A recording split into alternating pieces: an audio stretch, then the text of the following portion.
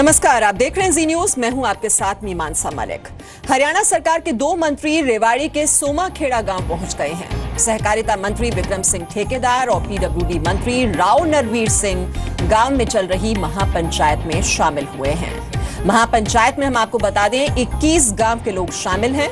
ये लोग सोमाखेड़ा गांव में लड़कियों के लिए 12वीं तक के स्कूल की मांग कर रहे हैं। कल ही जी न्यूज ने यह मामला उठाया था और उसके बाद मुख्यमंत्री की ओर से आश्वासन दिया गया था कि स्कूल को 8वीं तक अपग्रेड कर दिया जाएगा और जानकारी ये भी मिल रही है कि वहां पर रंग रोगन का काम शुरू कर दिया गया है और महापंचायत वहां पर इस वक्त चल रही है। छात्राओं की गारंटी लेते हैं तो हम 2 क्लास की भी कक्षा बैठा देंगे। और ये बातें मैंने शाम को ही तुरंत प्रभाव से बताई। जब ये बातें हुई, अभी हमारे शिक्षा मंत्री जी ने इस बात को कहा, नॉर्म्स की बात है, जहाँ जमीन की बात है, जहाँ कमरों की बात है, जहाँ दूरी की बात है, वो सब छूट दे दी जाएगी। जहाँ छात्र छात्राओं की बात है, वो तो आप लोगों ने, आपकी पंचायत ने, आपके अभिभावकों ने ही वहाँ कोशिश करके ज्यादा से ज्यादा एडमिशन करवाने हैं। तो मैंने कहा जी, ये सब बातें हम अपने दोनों गांवों से और आड़ोस पड़ोस के गांवों से मिलकर करेंगे। जब आड़ोस पड़ोस के गांव की बात आई तो मैंने माननीय मुख्यमंत्री जी से कहा कि हमारे ये दोनों गांव तो केवल सुमा और कतोबरी अप्रोच रोड पर है और गांव तो हमारे इससे जुड़े हुए ही नहीं है। हमारे आड़ोस पड़ोस के गांव किस प्रकार से हमारे इस स्कूल में आ पाएंगे या हमारे बच्चे किस प्रकार से लाला को छोड़कर गुड़ियानी की तरफ से जा पाएंगे। जब मैंने ये बातें माननीय मुख्यमंत्री जी से कही तो उन्होंने कहा इसका क्या समाधान है। मैंने कहा जी, 1.5 साल से मैं प्रयासरत हूँ और मैं जब गांव में दौरे के ऊपर गया था तो मैं ये बात कह के आया था, अगर पहला काम होगा तो आपका रोड बनवाने का काम होगा। तो उन्होंने कहा अब इसमें देरी क्या है। मैंने कहा जी, इसमें 2-1 एकड़ की जमीन ऐसी है जिसके अंदर से रास्ते की तंगी है और वो उसको समाधान करना पड़ेगा, उसके बाद ही ये हमारा रोड बन पाएगा। उन्होंने कहा सरकार की तरफ से सहमति है, आप अपने माननीय मंत्री जियों से, नरवीर सिंह जी से बात करें। मैं मंत्री जी अब सामने बैठे हैं। जैसे ही मैं मुख्यमंत्री जी से निकला, मैंने मंत्री जी से कहा, मैं और मेरे साथ मेरी धर्मपत्नी पूर्व जिला प्रमुख सुरेश जी थी। मैंने माननीय मंत्री जी से कहा, अब मंत्री जी हम दोनों आपसे एक बात मांग रहे हैं कि हमारा जो रोड है उसकी आज इतनी भारी आवश्यकता है, इसको बनाना अति आवश्यक जरूरी है।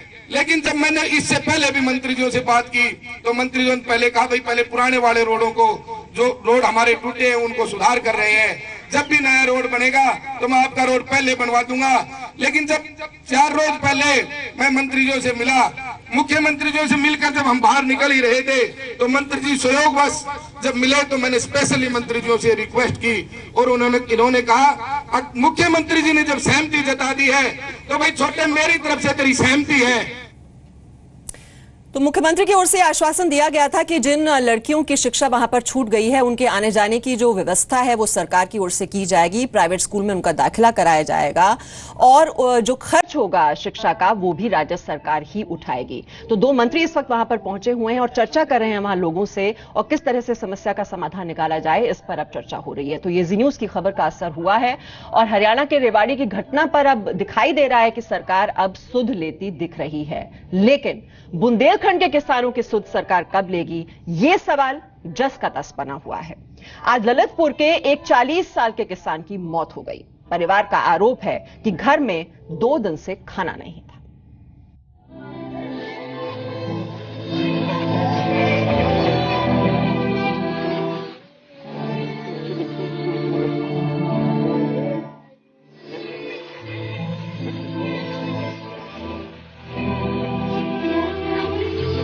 घर पे खाना था,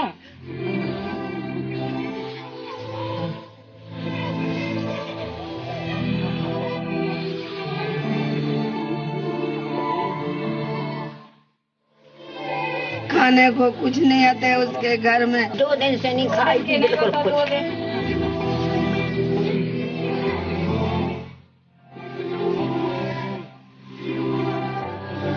जैसे उसको राशन भी नहीं मिला है, इस महीने में अभी बटा भी नहीं है, खाना पीना नहीं था, चल बिल्कुल बैठ गई। बच्चन को मांग के खिलाया।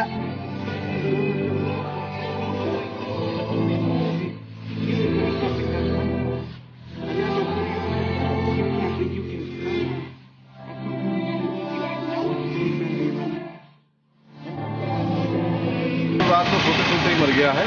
खर्चा था कुछ बैंक का, साहूकारी का, और खाने में कुछ अनाज नहीं। भूख हो सकती है, भूख हो सकती है।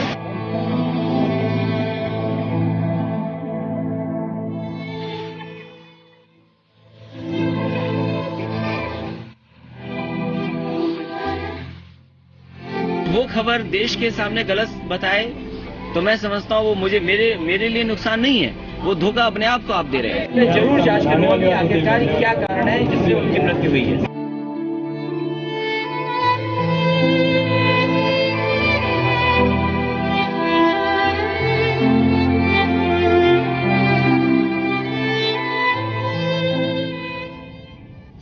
किसानों के देश में भूख से मौत, खबर थोड़ी चौंकाने वाली है, लेकिन बुंदेलखंड की बदहाली की यही तस्वीर है जो अब मौत के रूप में सामने आ रही है। ललितपुर के एक किसान की मौत से फिर भूख से मौत का सवाल उठ खड़ा हुआ है। हमेशा की तरह शासन से लेकर प्रशासन तक हर कोई भूख से मौत की बात को सिरे से खारिज कर रहा है, लेकिन जिसके घर में अनाज का एक दाना न हो, वहां भला 40 साल के इंसान की मौत कैसे होगी? परिवार तो यही कह रहा है कि 2 दिन से अन्न का एक भी दाना तक नसीब नहीं हुआ था।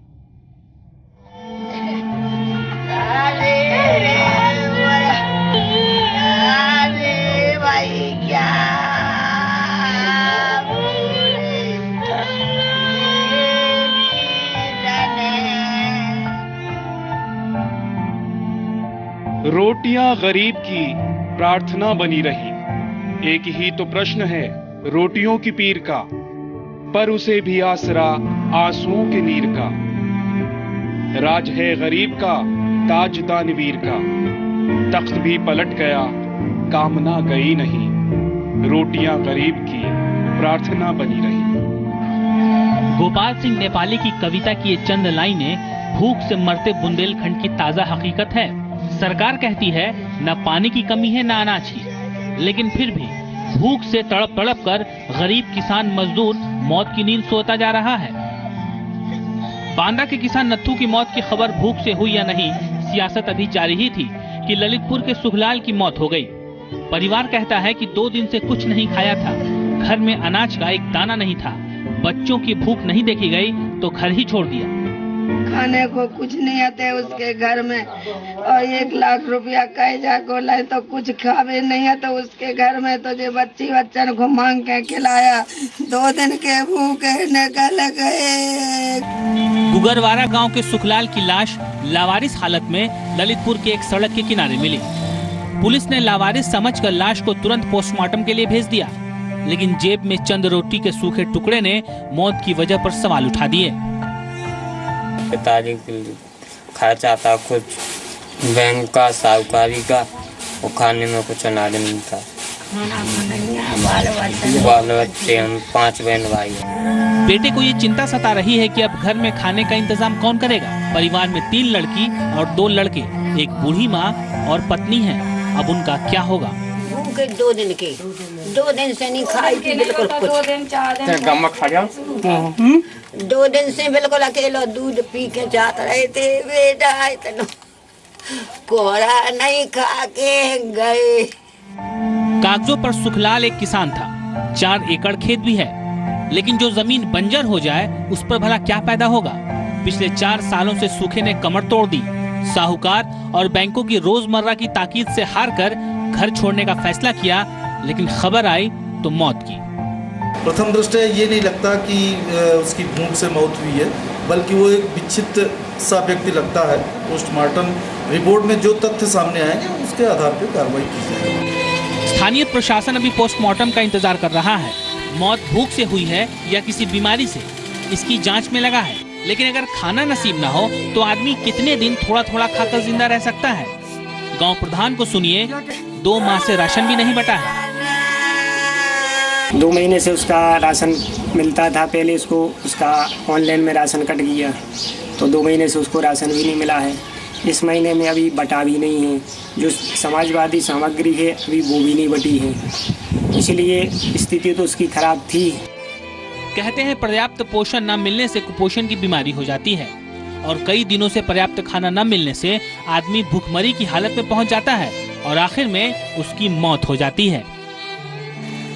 सूबे के मुखिया मरने पर समाजवादी पैकेट में गरीबों के घर खाना भेजते हैं। हर महीने राहत के नाम पर किसी न किसी गांव में समाजवादी राहत पैकेट के रूप में खाने पीने का सामान भेजा जाता है। बावजूद इसके लोगों की मौत कैसे हो रही है? परिवार भूख से मौत की बात करता है और मुख्यमंत्री इसे मीडिया की देन करार देकर अपनी जिम्मेदारी पूरी कर लेते हैं। आप अपनी खुद जानकारी करिए और आपको जानकारी करनी चाहिए, क्योंकि आपका चैनल और दिल्ली से चले अगर कोई खबर गलत नहीं चलनी चाहिए। अगर दिल्ली से अखबार हो, दिल्ली से चैनल हो और वो खबर देश के सामने गलत बताए तो मैं समझता हूँ वो मेरे लिए नुकसान नहीं है, वो धोखा अपने आप को आप दे रहे हैं। न तो शासन और न ही प्रशासन यह कबूल कर रहा है कि सुखलाल किसान का परिवार जिस भूख से मौत की बात कर रहा है वो सही है। लेकिन जब मौत की खबर ने तूल पकड़ा तो अब जांच के बाद कार्रवाई की बात कर रहे हैं सीएम। 40 साल का ललितपुर का सुखलाल हो या फिर 40 साल का ही बांदा का नत्थू, मौत एक ही तरीके से हुई। परिवार मौत की जगह भूख को मानता है, जबकि सरकार है कि उसकी अपनी दलीलें। कुल मिलाकर कहें तो स्थिति काफी दयनीय है। ललितपुर से अमित सोनी और दिल्ली से विशाल पांडे के साथ ब्यूरो रिपोर्ट, जी मीडिया।